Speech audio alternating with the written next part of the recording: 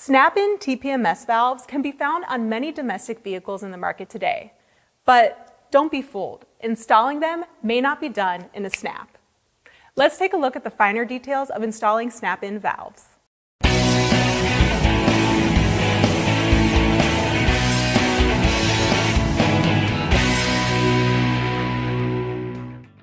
SnapIn sensors can look like regular rubber valve stems, but the difference is that the molded rubber on the valve stem does not reach the threads and there is a tapered shoulder. SnapIn valves have a longer cap than a non-TPMS valve stem. When installing TPMS valves, take a look behind the stem. You'll find a mounting point for a self-tapping screw that holds the sensor to the stem. Remember, the screw and the stem can only be used once. There are two installation methods depending on the type of SnapIn valve stem you're installing. The first, install the valve stem in the rim and then attach the sensor. The second, attach the sensor to the valve stem and then insert it into the wheel.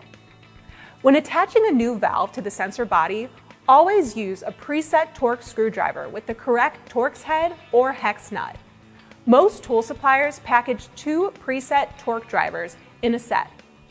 The torque settings may differ by manufacturer.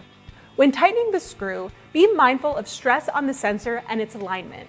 Start the screw for the first couple of threads and make sure the sensor and stem are aligned. When performing the final tightening sequence, stop when the tool clicks, which indicates that the proper torque has been reached.